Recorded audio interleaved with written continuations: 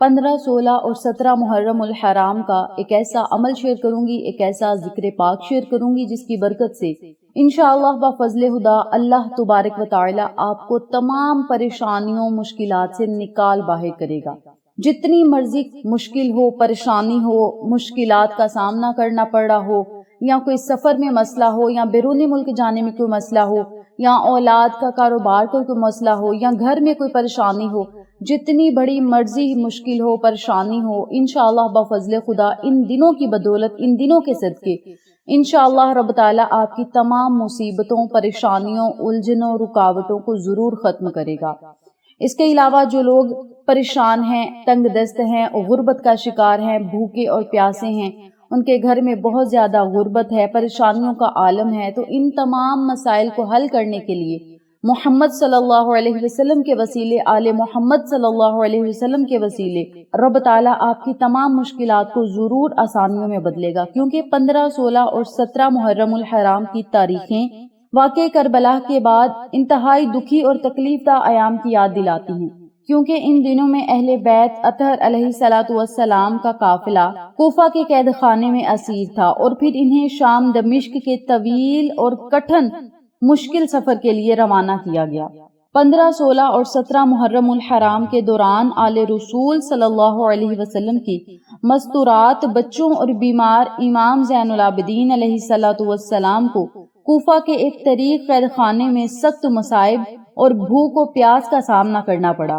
اس مشکل وقت میں بیمار امام زین العابدین علیہ الصلوۃ والسلام کو بھاری طول اور بیڑیوں میں جکڑا گیا، جس سے ان کا جسم مبارک زخمی ہو چکا تھا۔ دوسری طرف بی بی زینب سلام اللہ علیہا نے انتہائی دکھ اور مصیبت کی حالت میں یتیم بچوں اور بیبیوں کی سرپرستی کی۔ ان ایام میں ان ہستیوں نے جس عظیم صبر اور استقامت کا مظاہرہ کیا وہ تاریخ انسانیت کا روشن ترین باب ہے، اور ان کے صبر کا صلہ آج اللہ تبارک و تعالی نے جنت کی صورت میں انہیں عطا کیا ہے۔ آج جنت ہی اہل بیت کی ہے۔ 15 سے 17 محرم الحرام کے یہ دن دراصل کربلا کے بعد کی اس جدوجہد کے دن ہیں جب اہل بیت نے قید و بند اور سفر کی صورتیں برداشت کر کے ظالموں کے چہرے بے نقاب کیے اور اسلام کی حقیقی پیغام کو زندہ رکھا۔ میری پیاری بہنوں اور میرے پیارے بھائیوں، ان کے صبر کو یاد کرتے ہوئے آپ سب سے گزارش ہے، جتنی مرضی پریشانی ہو، مشکل ہو، مصیبت ہو، صبر کا دامن نہ چھوڑیں، کامل یقین کے ساتھ اللہ پر توکل رکھ کے اللہ سے مانگتے رہیں، اللہ سے مانگنا نہ چھوڑیں، پنجگانہ نماز کی پابندی کریں، اور ہر نماز کے بعد اپنی پریشانی، اپنی مصیبت اللہ کے حضور رکھیں۔ اللہ تعالیٰ آپ کی تمام پریشانیوں، مشکلات کو منٹوں میں حل کرے گا، بیماریوں کو ختم کرے گا، مصیبتوں، الجھنوں کو ختم کرے گا، قرضوں سے نجات ملے گی۔ رب تعالیٰ ہر بری آفات و بلیات اور سختیوں سے، تکلیفوں سے آپ کو محفوظ رکھے گا، بشرط یہ عمل آپ نے یقین کامل کے ساتھ کرنا ہے، اور جو بھی رب تعالیٰ سے مانگتے جائیں گے انشاءاللہ آپ کا مقدر اور نصیب بنتا جائے گا۔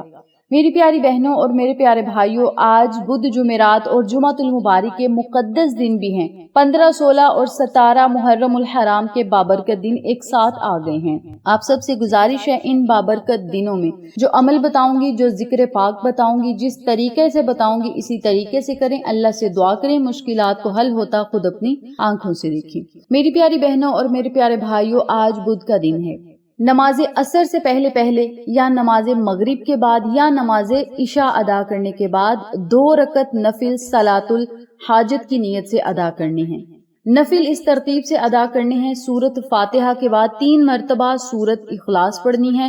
1 مرتبہ آیت الکرسی پڑھنی ہے۔ جن لوگوں کو آیت الکرسی زبانی نہیں آتی وہ صرف 3 مرتبہ سورۃ اخلاص پڑھ لیں۔ اسی ترتیب سے دوسری رکعت ادا کریں۔ سلام پھیرنے کے بعد اسی جگہ بیٹھ کر 14 مرتبہ درود ابراہیمی پڑھنا ہے۔ درود ابراہیمی کی بڑی طاقت ہے، بڑا مجرب اور طاقتور یہ درود پاک ہے، اور اس درود پاک کو ہم نماز میں بھی پڑھتے ہیں۔ 14 مرتبہ درود ابراہیمی پڑھیں۔ درود ابراہیمی پڑھنے کے بعد 100 مرتبہ لا الہ الا انت سبحانک انی کنت من الظالمین، اس آیت مبارکہ کو پڑھنا ہے، اس دعا کو پڑھنا ہے، اور جو ہی ان کلمات کو پڑھیں گے اللہ تبارک و تعالی آپ کو ہر اندھیرے سے روشنی کی طرف لے جائے گا، ہر پریشانی سے خوشحالی کی طرف لے جائے گا، ہر غربت سے وسعت اور کشادگی کی طرف لے جائے گا، بیماریوں سے شفاؤں کی طرف لے جائے گا، قرضوں سے خوشحالیوں کی طرف لے جائے گا۔ جو بھی آپ کے مقاصد ہیں انشاءاللہ رب تعالی ضرور ان مقاصد میں آپ کو کامیابی عطا کرے گا، بشرط یہ عمل آپ نے یقین کامل کے ساتھ کرنا ہے۔ دعائے یونس بھی اسے کہتے ہیں، آیت کریمہ بھی کہتے ہیں، قرآنی آیت بھی کہتے ہیں، لا الہ الا انت سبحانک انی کنت من الظالمین۔ 100 مرتبہ ان کلمات کو پڑھنا ہے، اور 100 مرتبہ ہی یا اللہ یا وکیلو، یا اللہ یا وکیلو۔ اللہ تعالیٰ کے ان دونوں اسم پاک کو اکٹھا پڑھ کر ایک تصور کرنا ہے، اور اسی ترتیب سے اسی طریقہ کار سے ایک تسبیح یعنی 100 مرتبہ ان کلمات کو بھی پڑھیں۔ پھر 3 مرتبہ یا ارحم الراحمین، یا ارحم الراحمین، یا ارحم الراحمین کا ذکر کریں۔ آخر میں پھر 14 مرتبہ درود پاک پڑھیں اور اللہ تبارک و تعالی سے خصوصی دعائیں کریں، التجائیں کریں۔ جو بھی آپ کا مقصد ہے، حاجت ہے، مراد ہے، خواہش ہے، اس کے لیے رب تعالی سے خصوصی دعا کریں، اور اس عمل کو، اس ذکر پاک کو آج بدھ کے دن بھی کریں، جمعرات کے دن بھی کریں، اور جمعۃ المبارک کے دن بھی کریں۔ 3 دنوں کا یہ عمل آپ کے نصیب، مقدر اور تقدیر کو بدل سکتا ہے، بشرط یہ عمل آپ نے یقین کامل کے ساتھ کرنا ہے، 5 جگانہ نماز کی پابندی کرنی ہے، وسیلہ محمد والے محمد صلی اللہ علیہ وسلم کا دے کر، اہل بیت کا وسیلہ دے کر اللہ سے مانگے، نبی کریم صلی اللہ علیہ وسلم کے پیارے نواسے امام حسین علیہ السلام اور ان کے 72 جان نثار ساتھیوں کی قربانیوں کا صدقہ دے کر اللہ سے مانگیں، رب تعالیٰ کبھی بھی آپ کو خالی ہاتھ نہیں لوٹائے گا۔ اس بابرکت عمل کو آپ خود بھی کریں، اپنے پیاروں کے ساتھ، جاننے والوں کے ساتھ ضرور شیئر کریں، تاکہ تمام لوگ اس وظیفے سے مستفید ہوں، ہم سب کو صدقہ جاریہ کا ثواب ملتا رہے۔ انشاءاللہ پھر کسی نئے وظیفے یا اچھی معلومات کے ساتھ آپ کی خدمت میں حاضر ہوں گے، تب تک کے لیے اجازت دیں، اللہ نگہبان۔